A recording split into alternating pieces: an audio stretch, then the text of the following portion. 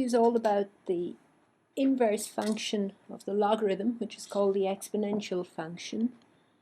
And last day we saw that the function f of x equals log of x is 1 to 1, and its domain is everything from 0 to infinity, and the range is everything from minus infinity to infinity.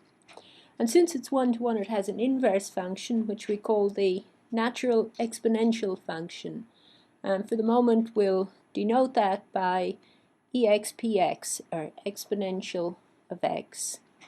And remember, we had for inverse functions, by their definition, we have these relationship between the inverse function and the original function, that y equals f inverse of x if and only if x equals f of y. So therefore we have this relationship between the logarithm and the natural exponential, that y equals the exponential of x if and only if x equals the natural log of y. And we also have our cancellation laws.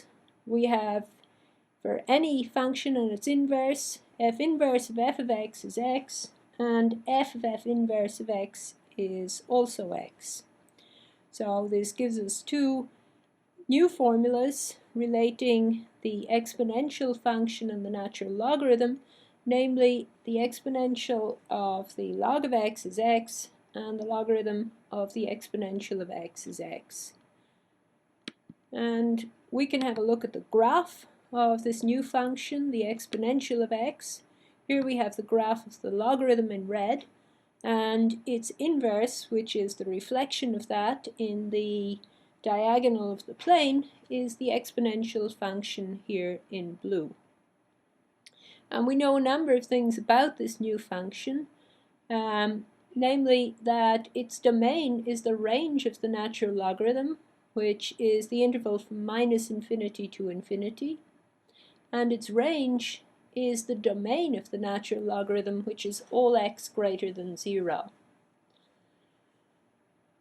Note that the exponential function is positive because its range is everything from 0 to infinity, so exponential of x is positive for all values of x.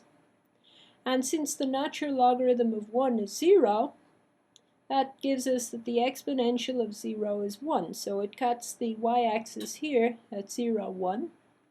And since the natural logarithm of e is 1, we must have the exponential of 1 is e, so therefore we have the point 1e here on the graph.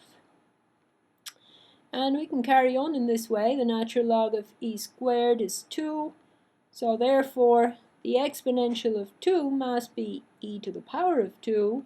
Natural log of e to the minus 7 is minus 7, so therefore the exponential of minus 7 is e to the minus 7. And you might see a pattern here, and you can easily show that the natural log of e to the r by the laws of logarithms is r times the natural log of e, which is r, giving us that the exponential of r is e to the r for any rational number. And since this is a continuous function, when we fill in the dots, we can, well, in fact here we say we define e to the x to be equal to the exponential of x, but since we don't have a definition for e to the x when x is irrational so far, we can just make that definition.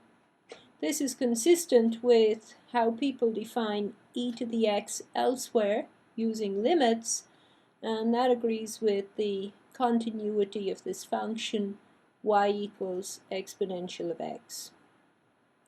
So in summary, what we have so far, we can now denote this function y equals exponential of x as y equals e to the x, and summarizing what we have so far, we have y equals e to the x is the same as saying that the natural log of y equals x, and also e to the natural log of x is x, and the natural log of e to the x equals x. That's just rephrasing our previous formulas.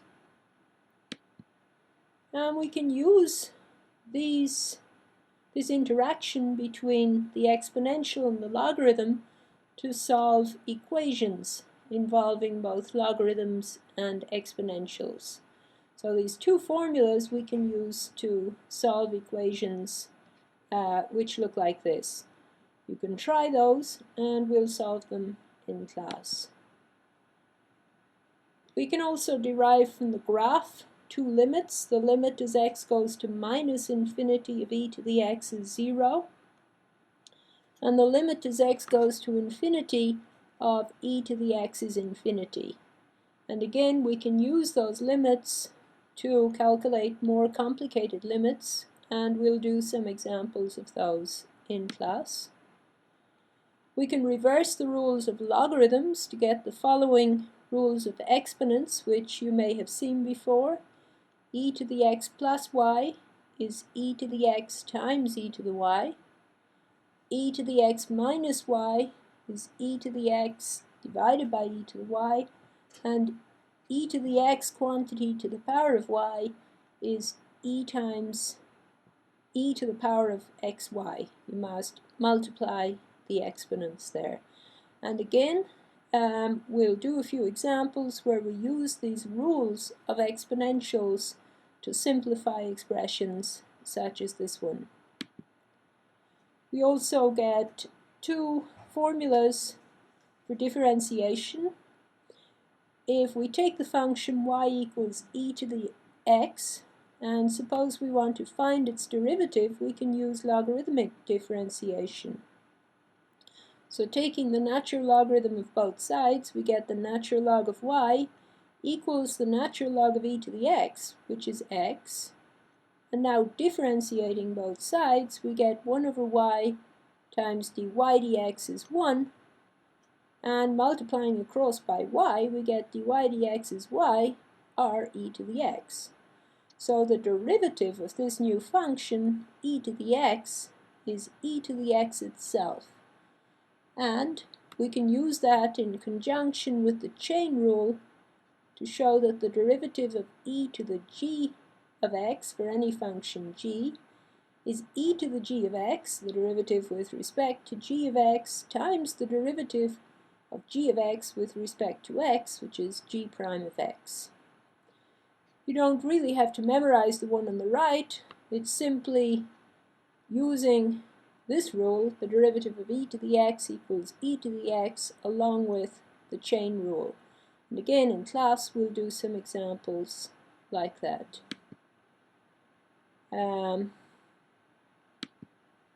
We also get a formula for integration, since the derivative of e to the x is e to the x.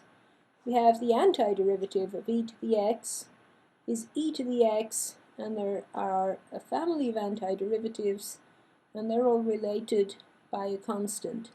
So this family is e to the x plus c, and reversing our result from the chain rule, we find that the integral of e to the g of x times g prime of x is e to the gx plus c.